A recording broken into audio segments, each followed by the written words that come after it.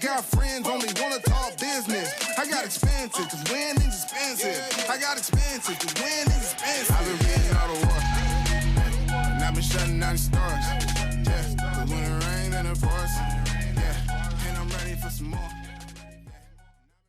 And welcome to Put That Coffee Down, the weekly sales show that focuses on freight sales. My name's Kevin Hill. I'm your host for the next hour as we talk about sales and freight. And we have also Richie Daigle here, my guest co-host for this week, part of our FreightWaves SONAR team. How are you doing today, Richie? Doing well, Kevin. Kevin Hill, good to be here. Good to be here. It's good to have you. Yeah, we're going to talk about sales. We're going to talk about freight, and we're going to talk about baseball, three of my most favorite topics in the world. It's like a trifecta for the next hour. So thank you very much for joining us, Richie. Richie is part of our SONAR sales team. And with that, I'm going to let you introduce yourself.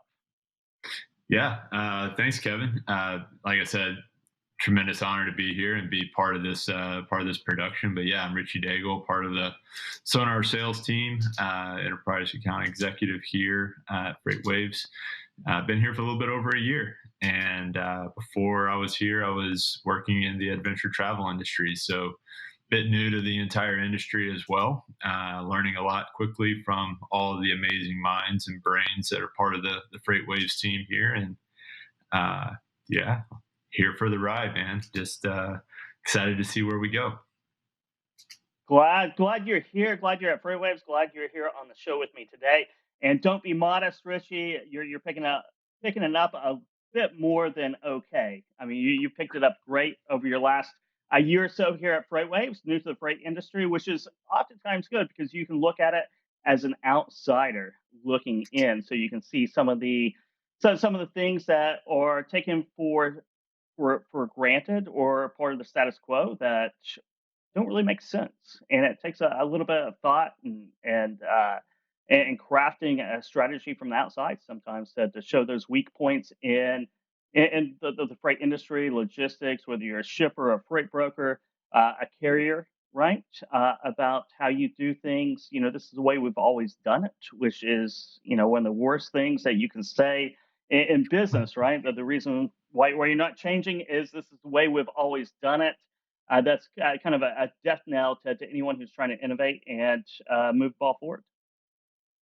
Yeah, definitely. And, I think that, just that perspective alone doesn't get you anywhere, right? You do need, to be part of a team that does have some experience too. And so I feel like I have been able to bring some perspectives to the team from that outsider's viewpoint or perspective, but certainly I've been leaning heavily on the team internally here at FreightWaves as well to bounce ideas off of, and what about this, and tell me about this, and this doesn't make sense. Why do people do this thing? And so, yeah, there's been a lot of great collaboration internally, and a lot of teamwork, as cliche and as much as people overhear that word, it seems to be true here. It is very true. I mean, one thing that FreightWaves has is a collection of great minds who are very smart, I mean, highly intelligent, and have a deep experience in the freight markets, and we all learn from each other. You know, back in the days when we were all in the office, Richie, you're there. You know, it's great. It's almost osmosis, right? You just walk in the room and you develop an expertise in freight because that's what everyone is talking about. We're working remote now, but that's what everyone's talking about on Zoom or Google Meet calls or the phone. Everyone's still talking about freight, and it's still easy to pick it up here in Chattanooga, Tennessee at FreightWaves, just because our Rolodexes are full of people that we can pick up the phone and call internally who know more than most, or a handful of people in the world about freight. And then on the outside, the industry wide, we can just pick up the phone and answer any question we have in a matter of seconds.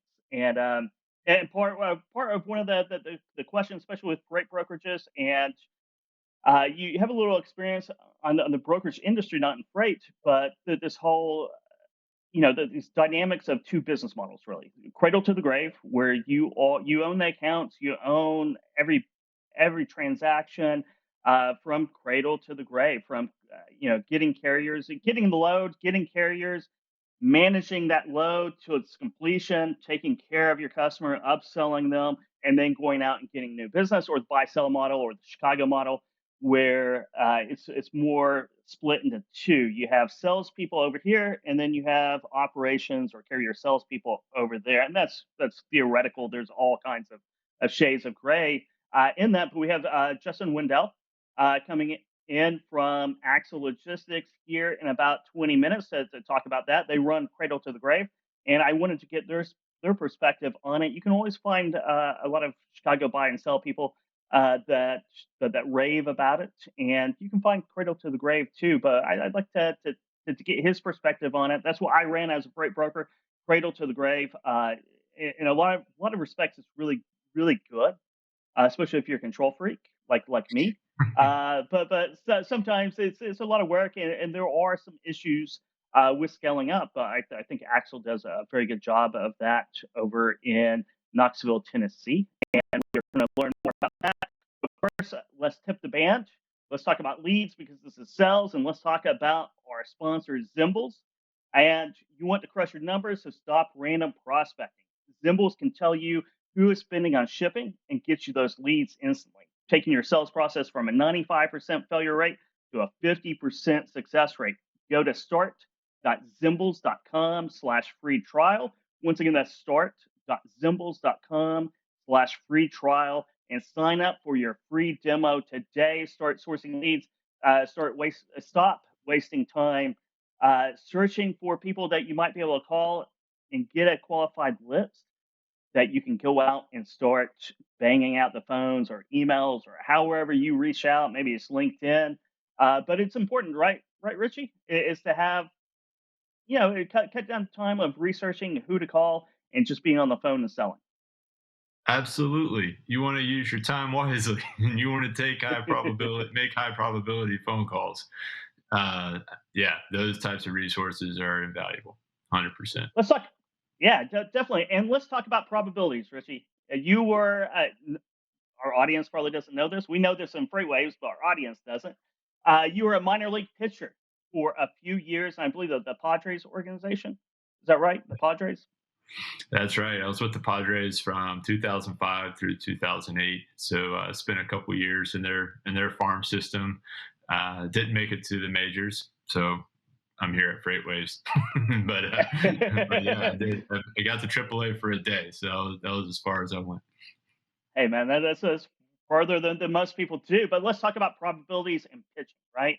Because you were a pitcher, and part of pitching is keeping hitters off balance.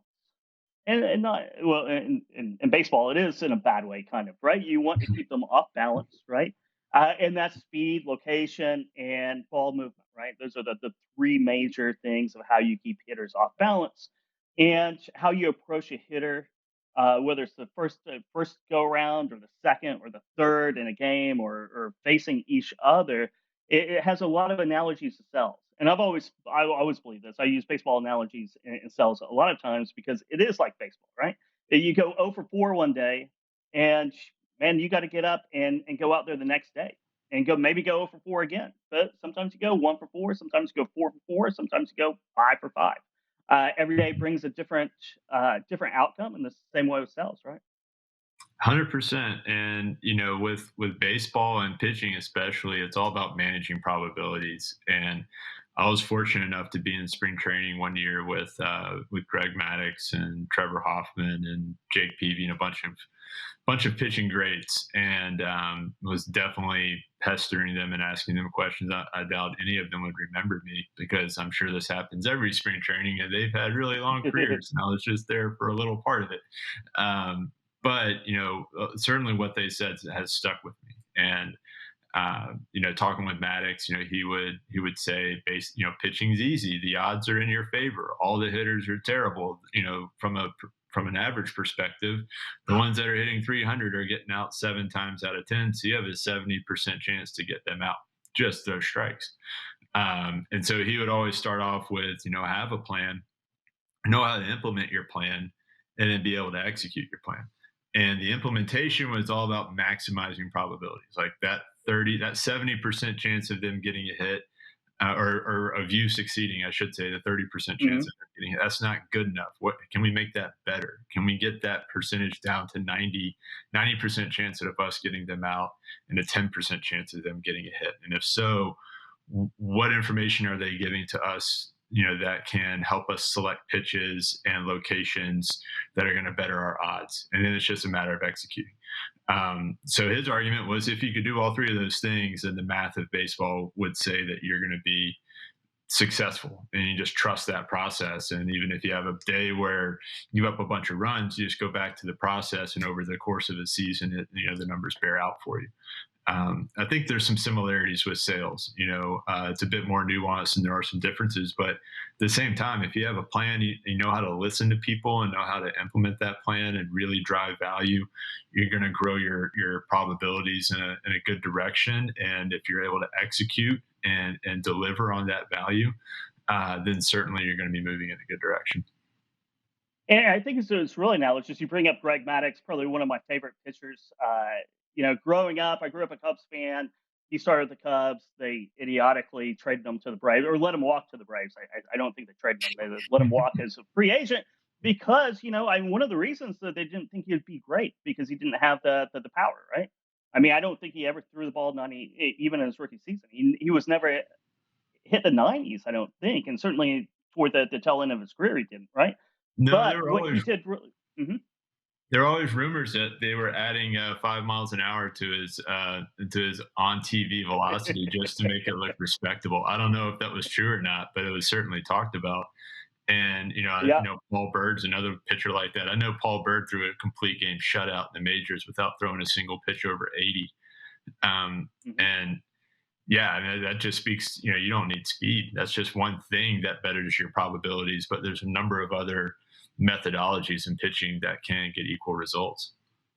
And that's a really good point because the same thing in sales. You want to play toward your strengths, right? Where you're good, you really want to focus and concentrate on.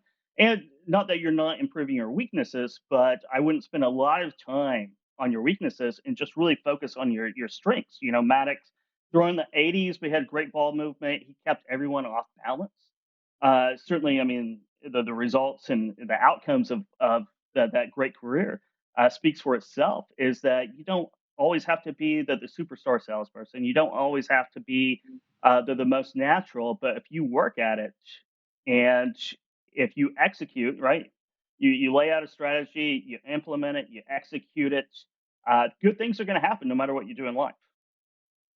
100%. And you got to throw strikes. I mean, I can't tell you. I mean, every rookie ball team in baseball has a handful of guys that throw 100 and they don't know where the ball's going. And in sales, you have those guys that are just Uh huh. have these massive personalities and they can just come charging into a conversation. But if they don't have pointed direction and can answer questions and really drive value, then, it's like throwing balls. You have all this great energy, but it's not focused. So Hmm. throwing strikes is key. And that's the first thing you learn in minor league baseball is those strikes. I mean, it's not the home runs that hurt you. It's not the doubles. It's the two people you walked before you gave up a home run. It's the guy you hit and the walk after that before the double.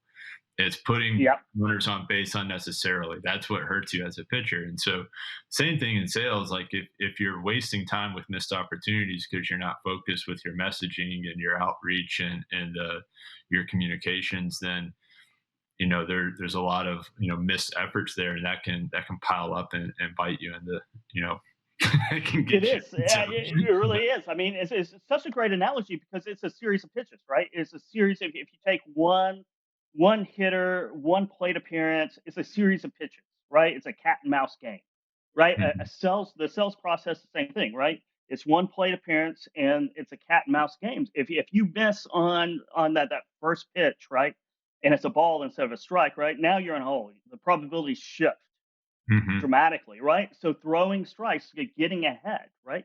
Getting ahead, and you can take that analogy, and pinpoint it to actual, building value, building rapport, things like that, which I think would be a great blog post for you because you're now an author. But before we talk about that, I have a Slack message here from George Abernathy, and he's wondering if you ever got Greg Maddox's autograph. I never did. I have a good story about that, about another person who attempted to Let's get hear his it. autograph, but no, I was once you're like wearing the same jerseys, you just the autograph stuff has gone away. At least that's how I envisioned it. But yeah, I think you got something priceless, right? What people would pay to sit down with Greg Maddox and him to really speak at length about his strategy and how he goes about pitching and what he does. I mean, I would love to spend 15 minutes with Greg Maddox, but I'm spending an hour with you, and that's even better to me because we were talking about sales and we were talking about something before I interrupted. What was that, Richie? You brought up that's a good, something. that's a good question. It escaped me as well. I think we were talking about pressure and the similarities between pitching and like the at bat and the sales process. And Hmm. I do think there are a lot of similarities there. And, I think it's important to understand those key moments, and the three most important counts in all of baseball are 0-0, 1-1, and 2-2, because the difference from a stats Hmm. angle between a 1-0 and a 0-1 count are massive. And the difference between a 1-2 count and a 2-1 count are massive. And you never want to go to a 3-2 count because everybody knows a fastball is coming 95% of the time. That's not good either. Yeah. So those specific counts are crucial. And as a pitcher, you recognize that and you're like, I have to throw something that is 100% going to be a strike and on target in these situations. And I think Hmm. sales process, there are those moments that open up and exist in every sales process where you have to recognize that this is a make or break moment, that this is a key moment, like in chess, they have those key moments where this is where the game turns and everything hinges on one move. That exists in sales too. And you have to recognize those moments and you have to be aware of that and think carefully through it and make sure that you're on target with your messaging and the value that you're providing. Because yeah, that can swing things one way or the other, very quickly. You're exactly right. Every step in that process, every communication, every follow up, it changes the probabilities. If you don't get it right, it changes the probabilities in a very wild way, right? That 2-2 pitch, right? There's a big difference between 3-2 and an out, right? Hmm. There's a huge difference. You got to make that pitch, and if you don't make that pitch, you've just dug yourself a hole, and then you have to you put pressure on yourself because you have to make a perfect pitch after that, right? So pitch and pitch, right? Pitching and sells and pitching in baseball. So what no matter what pitch it is, you have to be exact and the more precise that you have to be, the more pressure you put on yourself, and the lower probability that you have. Now, I remember what I was saying, and it was so you're on what the truck earlier today at noon. You're on put that coffee down now. It's like a media blitz, and you're also now a published author. Tell us a little bit about the blog post you wrote for our sonar.freightwaves.com website. Yeah, it was right after the whole GameStop thing happened, and there was a number of different people writing a number of different things about this event. But and I thought it was an important event that was happening. In regards to a small number of people kind of taking control of a narrative, and forcing the GameStop stock prices to go up and so forth. And you can read all about that. And I was kind of using that as a catalyst to kind of analyze the trucking market and the transportation industry. And like we talked about earlier, I'm relatively new. Still have a bit of an outsider's perspective. And the big thing that I took away from the GameStop thing was somebody taking control of the narrative that wasn't one of the massive players. And Hmm. I think that what's happening with Sonar and where we are with not only Sonar but a lot of other digital stuff that's coming into play, where people are able to have real transparency and really understand what's happening in the market and hold others accountable, and that prevents people from or at least removes the environment for people to dictate the narrative or control the narrative in a way that would make competition maybe not as fair. So the way I likened it is prior to Sonar and prior to the digital revolution, if you will, which I think Sonar is kind of on the cutting edge of. Um, Hmm. you had, the only people that had that insight into real time market conditions were companies that had operations large enough to be able to kind of feel some of those pressures day in and day out. And now that allowed them to, they knew that, and certainly I don't know if they did or not, or if they didn't, but the environment was such where they could control that narrative and determine what information came out and so forth. Now that with Sonar and making that visibility into the freight industry available for anybody and everybody, it brings a level of objectivity to the marketplace that allows for more fair competition, regardless of the size of your company. And I think that just makes the playing field that much more exciting, and it's just better for the overall industry. So, yeah, I wrote a blog. That's a really long, like 45 floor elevator pitch. Yeah, it's okay. It's okay. You're definitely right. Bringing that data that only a few players had, and democratizing it, getting it out, making it to where um, everyone has access to maybe not the exact same data, right? You have your in-house data, you have external data, but a large enough data size of the market that everyone has a really great view into it, right? And it democratizes that. It kind of removes some of the asymmetry in the market, which is good for the industry. Yeah, if you're holding on to those asymmetries as a player, then it's maybe not quite as good for you, but it turns into from a competitive advantage to a cost of doing business, and that's how all markets kind of go. And it's a great analogy with GameStop and the financial markets, because you're seeing that you've seen that over the last 30 or 40 years, and it just keeps accelerating. And it's something that we'll see in freight, logistics, trucking, ocean, everything. Everything's digitizing, and Sonar is definitely on the forefront of that.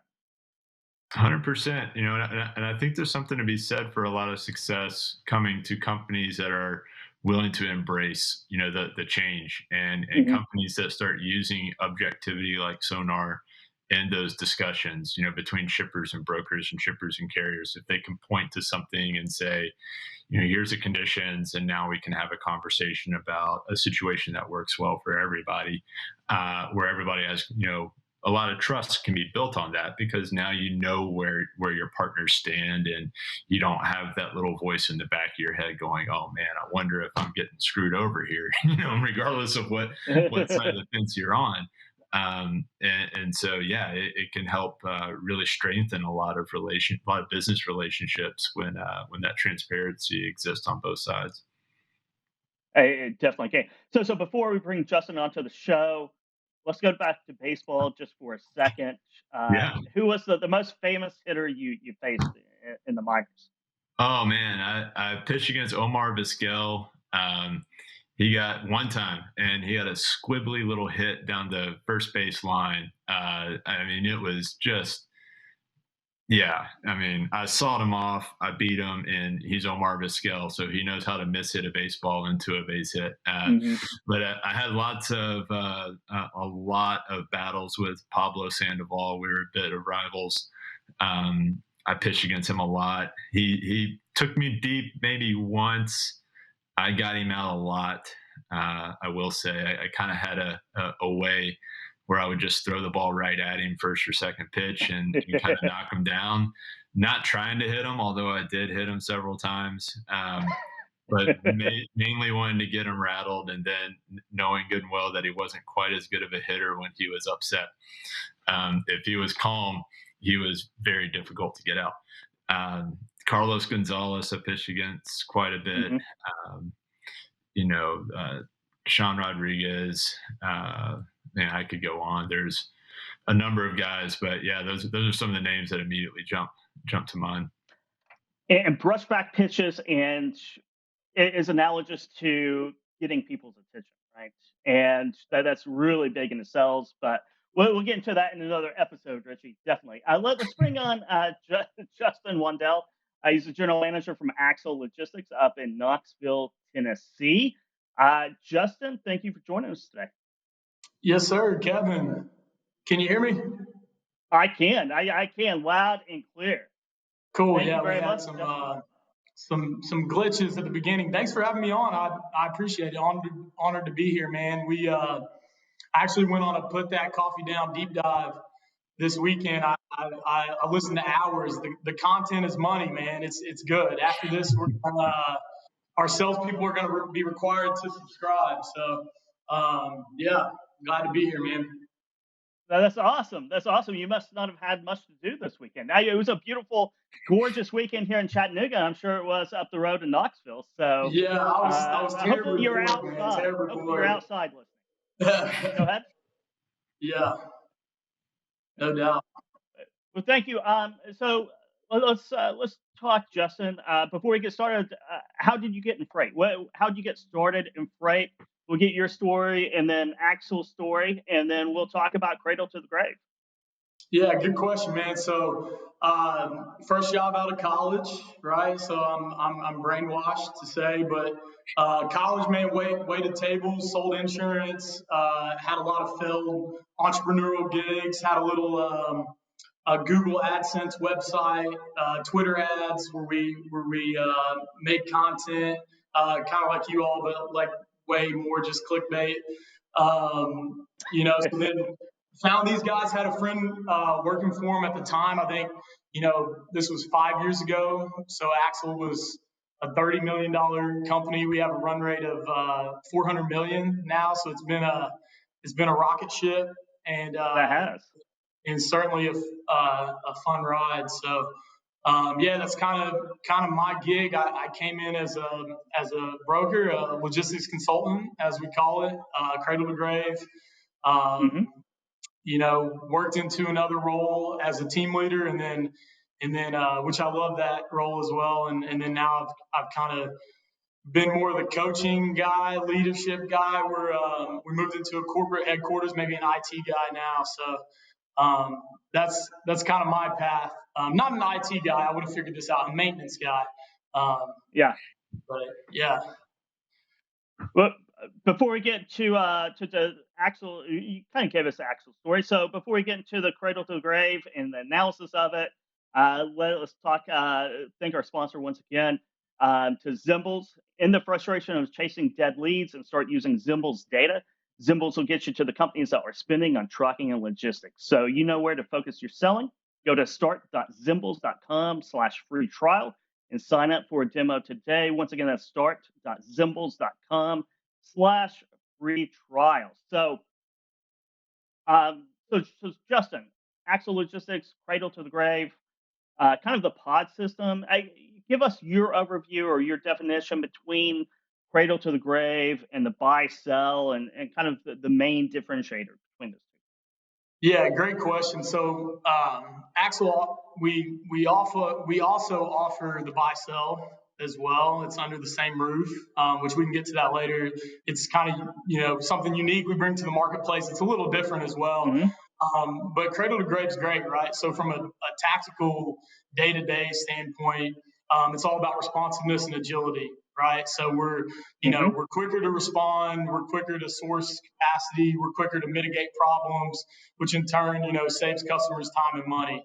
So I love cradle to grave. We're set up in pods or teams that do the same exact job function. They're quoting, they're sourcing capacity, they're building carrier relationships, and also their salespeople as well. But further, I love the people that it brings, right? So I think we talked earlier, Kevin. Mm-hmm. My dad was a salesman, and he used to say, if you're selling something, you got to believe in the product, right? So what's interesting about freight sales and specifically cradle to grave is you got to believe in yourself, right? You are the product. So what's fun about Axel is we hire young, high energy entrepreneurs that believe in themselves. And in turn, our interests are very much aligned with our customers, right? We pay people very well. We promote people very well. And that's why we're able to grow, because, our customers feel that tenacity, right? They want to win every shipment. They want to be the best. They want to provide elite level service because they're incentivized to do so.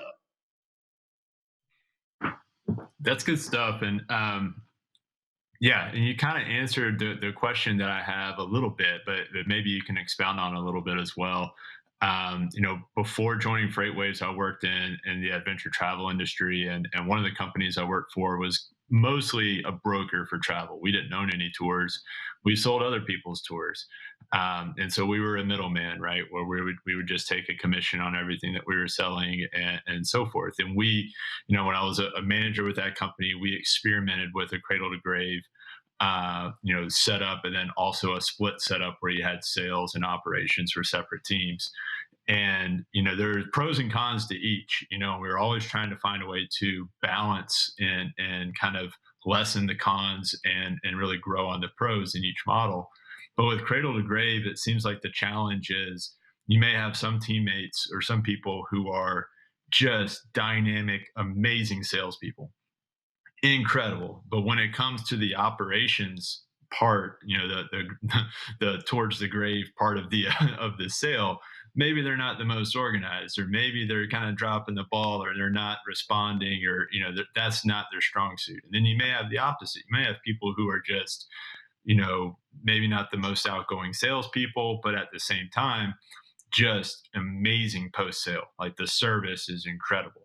And that can kind of would drive us to want to go into that split model, right? Where but there's certainly some big pros to that cradle to grave setup, where you have one person controlling the entire life cycle of a sale, so they're able to build that relationship. How do you balance that in the cradle to grave? How do you balance those dynamics? Is it hiring, or is it training, or just curious to hear your thoughts there. Yeah, that's a great question. So, Axle in both models, which I find interesting. In the 360 is what we call cradle to grave. The 360 model, we have Fortune 500 companies that do extremely well. We've been able to, divide and conquer, right? So high level, you start the relationship with the corporate contact, and then you have planners that are compartmentalized by either location or shipping point or destination or whatever. And we've found success with that. And then we've had smaller companies that you think would fit the mold of a buy-sell model that maybe have 8-stop deliveries that are extremely difficult, and they need who you're talking about, extremely carrier-focused representative, building these relationships, selling the load, selling the shipment. So, yeah, to answer your question, it's not a one size fits all. And I think to plug Axle, that's why we're winning quickly, right? We're not tiny. We're big enough where we have scope, we have capacity, but we're small enough and not privately held with no private equity money that we are putting resources before they're needed and hiring before they're needed. To kind of let people, create their swim lanes. My analogy is, I don't know if you guys follow basketball, but Steph Curry, when he came to the league, Nike came in with his endorsement deal, and they're like, "Hey, you're a C-level endorsement or whatever. You get these perks of being a C-level endorsed guy." And he bounced on Nike and went to Under Armour, and in turn, as of 2017, he was worth something like $30 billion to Under Armour. So that's kind of our approach when we bring on customers is, hey, you're not buying this out of the box, this stock version. You go to buy, sell, or you go to 360.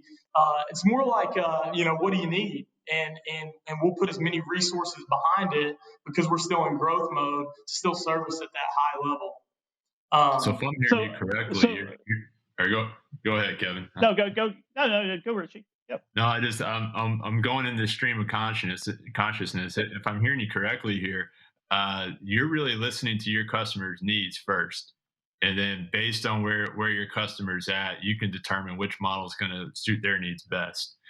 Am I hearing you correctly there? Definitely, man, and it may change. As we grow with customers, as they become Steph Curry or whatever, we can put the resources. We can continue to put resources behind that makes the most sense for their business and how they need communication and how they need service. But yeah, figuring out what they want. Kevin, your podcast with Lee and Nicole, where they're talking about sales and saying we're the best at this, we're the best at this, we're the best at that. We've been able to create like a system behind the scenes that is the best in incentives that align with them. But we're listening to what they want and then aligning it. But then we're paying people to actually live up to that. Fundamentally, put them up to success, to live up to that service that we're looking for. And Yeah, that so they're looking for.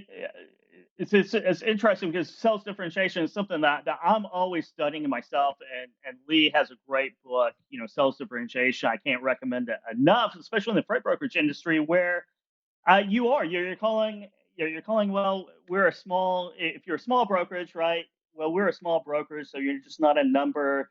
You get personalized service, and then you hang up, and 5 minutes later another small broker is going to give the same pitch to the same shipper, right? And if you're a large brokerage, we have the scale, we have the carrier connections, whatever you Right. want to say, right?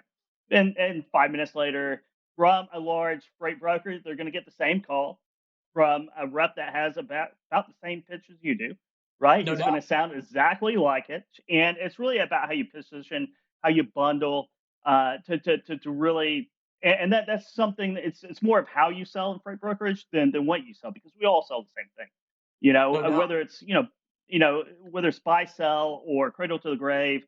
The shipper doesn't really care too much. It's how can you efficiently move my freight, be on time, have competitive rates, and have great service. Whether you do that cradle to the grave or buy sell, it doesn't really matter to me as long as we do that. On the sales side of it, so I came from, my first jobs in freight brokerage was cradle to the grave, right? And I was selling myself, and probably one reason why I wasn't such a great freight broker is because I wasn't such a great freight broker.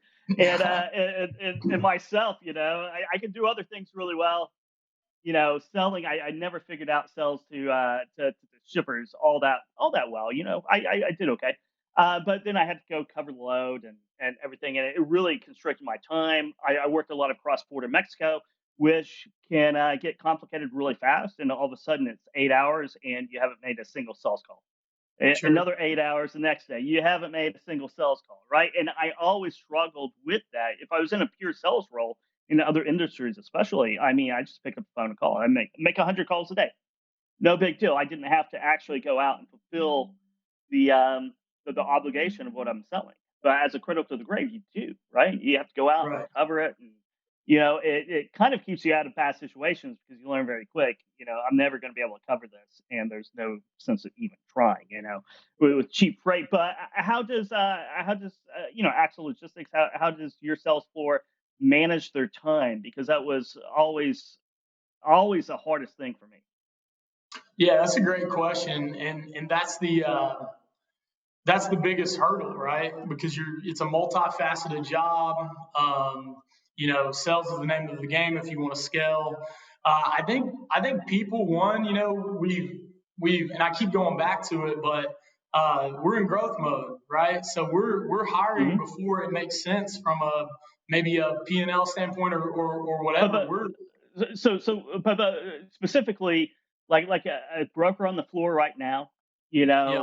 how do you break up the time? How do you keep focused to make enough sales call to grow your book of Good business question, while man. you're also doing that? Really specifically that. So time management, that's what we're coaching, daily. You got it. If you have any ideas, let me know, Kevin, because that's the struggle. But being intentional, that's a big piece of it, right? It's like very team environment. You've been on brokerage floors before, open floor plan. It's like their team leader says, "Hey man, you go sell for an hour. I'll cover and check call." Because you know as well as I do, you can stay busy all day and be extremely busy.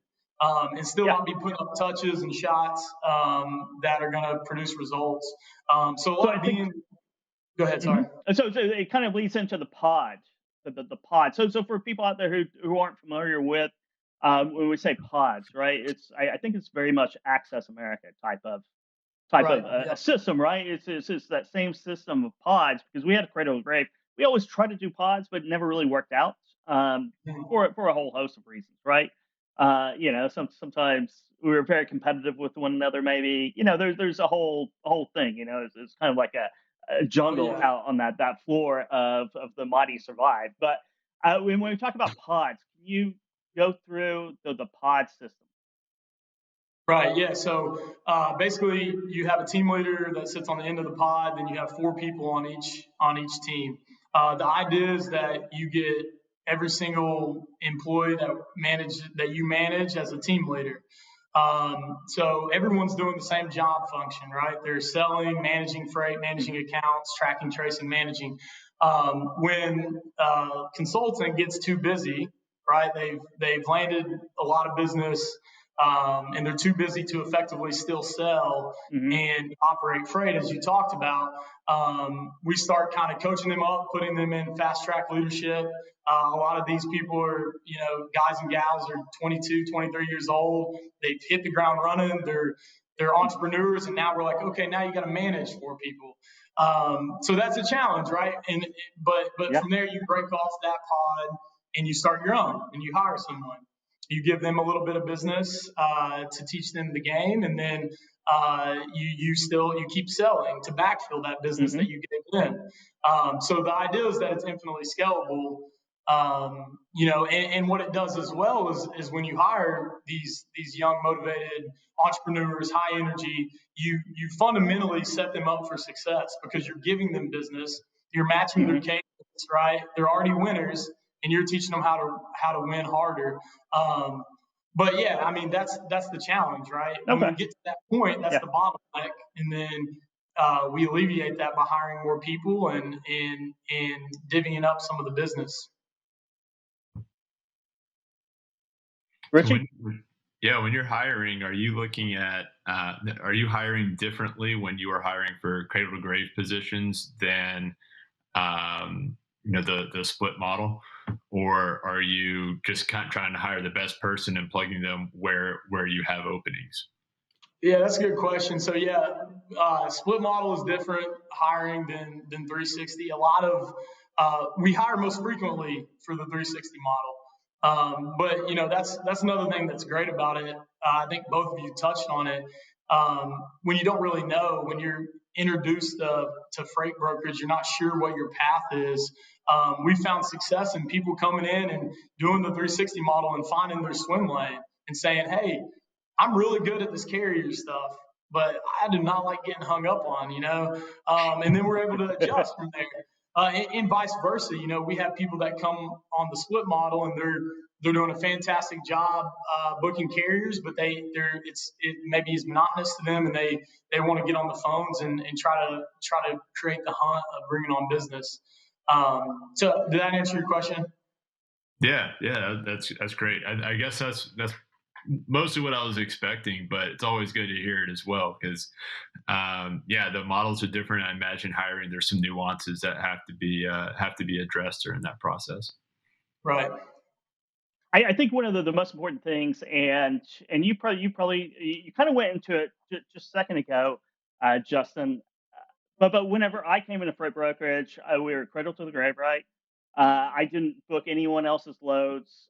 I got on the phone and started making calls, and I have no idea what I'm selling, because it's a tough game, right? And Richie's just been going through it as well, flatbed, dry van, reefer, all these different weird words that, so I was making calls and, I'd win some freight. I'm like, oh, that's great. Until I realized, when you're new and doing this, oftentimes the freight that you get to begin with is from shippers who can't pawn that freight off to anybody else. They burn through a lot of people because it's just horrible, right?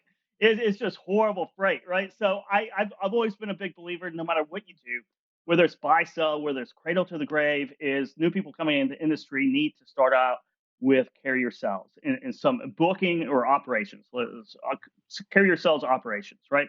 Learning the ins and outs of how that load gets moved, what you have to do from appointment times to tracking and tracing,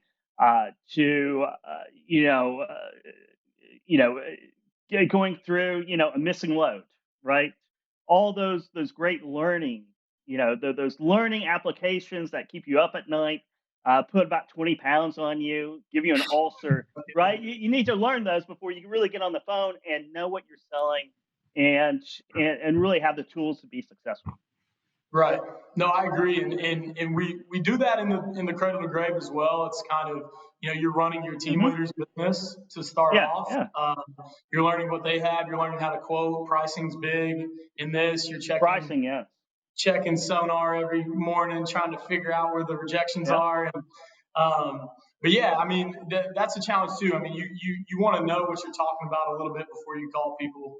But then again, it goes back to sales. I mean, you're just asking what they need, right? And I'm sure somebody in the Hmm. office has experienced it before, and that's the benefit of the open floor plan. Besides the competitiveness and the gamification, and Hmm. the challenges of the fist fights. No, I'm just kidding. No fun fist fights, but Barely that's kidding. You're barely a kidding. little bit every once in a while. No, but that's what's great about it, right? Because somebody knows something. That's why I love working here. I love working in freight brokerage because I get smarter. I know I'm not the smartest person in the room. I come in here, somebody knows something I don't, and has experienced something I don't, because a lot of the job is on the job, on the spot training, and stolen load, right? How long does it take before that happens? And I mean, that's what's fun about the job, I think, and you get the right people together, and it gets interesting. You definitely touched on something there. I know when I started at FreightWaves, that was my first job in the industry. It was a new industry for me, and so it was a bit overwhelming. And at first, and when you start thinking about having to have all the answers, it feels even more overwhelming. But Right. like you, I've waited tables and bartended, and had wine lists that had 500 bottles of wine and all this, and I kind of thought back to that, and it's like, you don't have to have all the answers. You have to know where all the answers live. And Right. that's the key, is I need to know where to go to get the answer. I don't need to have the answer. I just need to know where I can get it quickly. What apart from like the great camaraderie and the teamwork and the atmosphere that you've built, how are you equipping your new hires? What resources are you giving them so that they know where they can get those answers quickly when they're not sure of something? Yeah, that's a good question as well. We The have sonar would be one, right? SONAR, definitely. SONAR's huge. Actually, I wish you could see our TVs. So we're in Knoxville, new corporate headquarters. The main TV that's Beautiful. like 14 screens. You maybe have seen a picture of it. We just have Hmm. SONAR all day. It helps the salespeople, right? Buy, it helps cradle to grave and buy sell, buy low into the rejection markets, and then just cold call the other one. Hmm. But Hmm. yeah, equipping them with that, right? I mean, tools, technology. We have everything that the big players have: formalized training, leadership training, mentorship programs besides your actual team lead. So when you're starting out, it's like, hey, this guy, you can reach out to him as well to get a different perspective. Daily, weekly huddle ups, and kind of small groups, just to kind of be able to identify, because we're getting bigger now, right? I mean, before, when there was 20 people, you knew who was the flatbed expert, you knew who was the drayage expert. Now pushing 200 employees, we're making sure that we get FaceTime with people that are experts in their whatever their industry or commodity. So Justin, you just you mentioned something on cold calling, right? And using Tinder rejections to formulate where you're going to cold call. Can you describe go into that? Give us a little bit more detail on that. Yeah, so I mean, that's an easy, especially when you start out and you're like, "What am I talking about?" Like you mentioned earlier, it's Yeah. a warm lead. Like, hey, I see that I see that your market is experiencing high volume tender rejections. How can I help? I mean, Hmm. it's a really easy way to say, you maybe need help, right? Um, and we do some other things too. Sonar BI tool where we can see our trucks in the market. So you're telling the truth. Hey, I got 20 trucks in the market. I see that rates have spiked, and spot volumes at an all-time high. I'd love to help you. So that's kind of what we do. We send a hot list out, a rejection map out in the morning. Hmm. We gamify that too, right? Incentives. Anybody who can get a shipment from one of these rejection areas, gets paid to do so, and it gets fun. That's where the hunt begins. How's that working out for you? It's great, man. I mean, the market's crazy right now, as you know, as you all know. But it's a great time to help people, especially if you're incentivized to do so, right? So going back to it, our team is their tenacity is there, so it aligns with the customers, especially when you know their volumes are at an all-time high, their businesses are growing, rates are at an all-time high too. So it's that trust factor, right? They're looking for Mhm. someone that's going to get them a truck quickly. Ports are backed up, so it's already 2 weeks late when it hits the port, and they need someone that's going to work hard for them. And I think that's what we've been able to successfully set up, is a system in the back end that makes them want to work hard for their customers. So Justin, on your sales techniques, going out and prospecting, have you guys incorporated video at all yet? And to Video? kind of video messages inside your email or inside LinkedIn, anything other than phone. Have you guys started experimenting around with that? So I was just talking to our director of national sales about that. He was like, "This is a great idea," and people sell to me like that all the time as well for software. I think it's great, man. I mean, without seeing people face to face, travel is cut down, and we're kind of we're a commodity, right? There's 19,000 brokerages, Yeah, yeah. so anything to disarm them, I think it's a great idea, right? How do you get someone to trust you in eight Yeah, seconds? That's what I always say. It's tone. They can't see your body language. yeah. If you change your pitch and raise it up, then you sound untrustworthy. I mean, cold call sales is tough behind the phone. It is. It definitely is. But Justin, thank you so much for joining us today. Yeah. Kind of wraps up. We're running out of time a little bit, but I wanted to leave enough time on the clock here for you to reach out to the audience, tell them how to learn more about Axle Logistics and how to contact you directly. Yeah, definitely. Thanks for listening. Thanks for having me on the show, guys. I enjoyed it. Yeah, you can, if you're interested in a job opportunity, we're definitely hiring in Knoxville and Chattanooga. You can reach out to me, LinkedIn, Justin Wandell, careers at axlelogistics.com. We'd love to hear from you. It's a great place to be. I mean, I always tell people, they laugh at me out here, but I say these are the rarest people in the world. They're borderline unemployable anywhere else. And that's because we give them a ton of ownership, right? And we compensate them Hmm. to work hard for their customers, and it's working. So yeah, we'd be glad to talk. And yeah, thanks again for having me on. And Justin Wandell on LinkedIn, they can reach out to you there as well, right? That's me. Yes, sir. Perfect. Perfect. Well, thank you so much for your time today. Richie and I would like to thank you immensely for coming on the show. It's been great. I always like talking about cradle to the grave. Yeah, enjoyed it, man. Y'all have a good day. Thanks, You bet. Justin. Thanks, Justin. That's interesting. Cradle to the grave. Axle Logistics doing great up in Knoxville, and Richie using SONAR to plan out their cold calls. Yeah, it's brilliant. It Hmm. touches back to what we were talking about with baseball and probabilities. And if you Yep. can, make high probability sales calls, it's the numbers are going to play in your favor. And everyone always talks They are. about sales is a numbers game. Sales is a numbers game.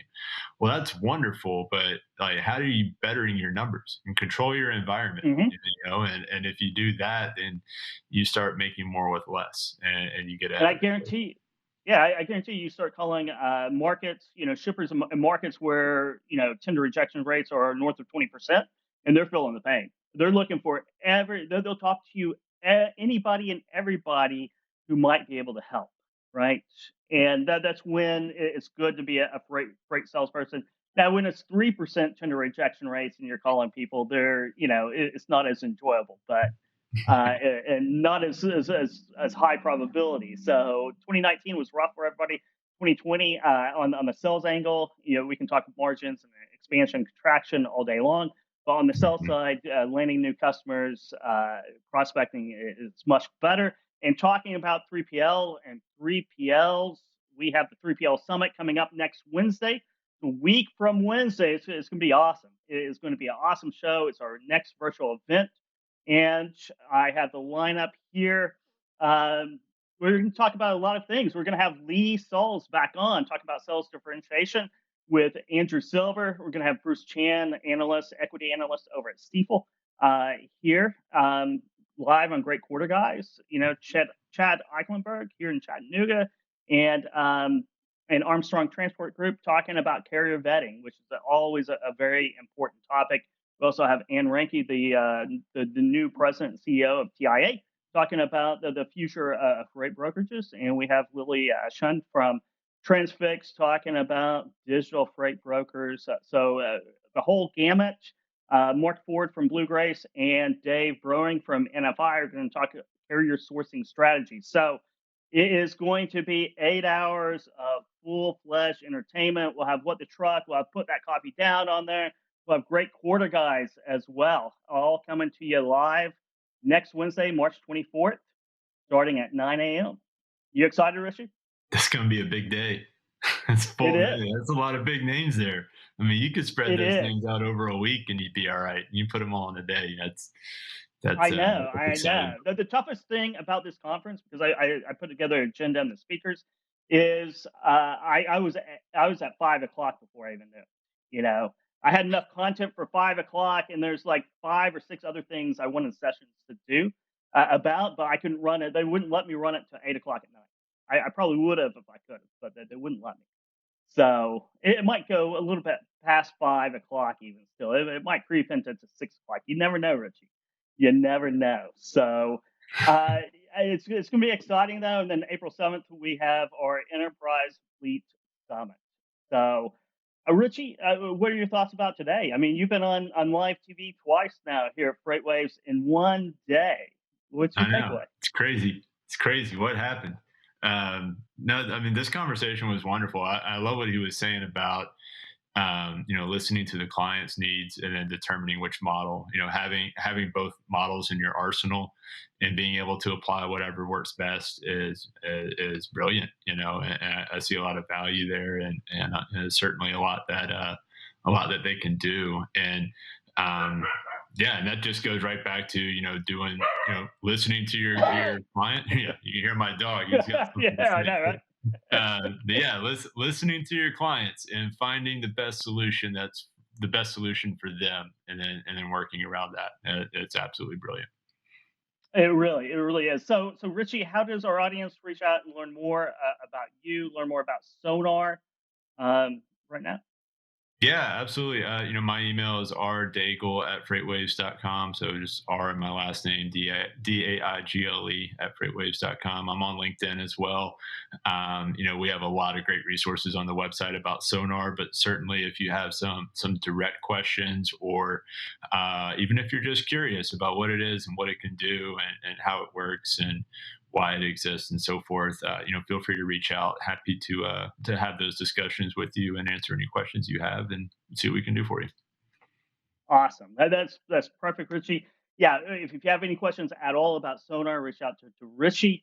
Email, LinkedIn, any way you want to get in contact with them. If you see a post, Put That Coffee Down, that's going to be coming out on LinkedIn right after this. Richie's tagged right there, so you can get a hold of them right there as well. But it's always an awesome show.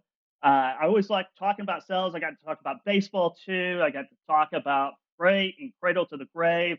I got all these good and bad memories flooding me as I talked about my early days selling freight brokerage and then covering trucks and then everything that goes wrong. You've never really lived until you've had someone call you and tell you point blank that we're holding this load hostage because a coworker did this to me 3 months ago. And you're just like, well, I don't know. I guess I'm going to call the cops now. And you call the cops. Or one time a delivery guy out on some land got kicked off the site before we unloaded. That was 3 days of drama. But with that, we're going to wrap it for this week. And join us again next Monday, 2 p.m. Eastern Time, live for another episode of Put That Coffee Down. I got friends only wanna talk business. I got expensive, cause winning's expensive. I got expensive, cause winning's expensive. I've been reading all the war, and I've been shutting down the stars. Yeah, cause when it rains, then it pours. Yeah, and I'm ready for some more.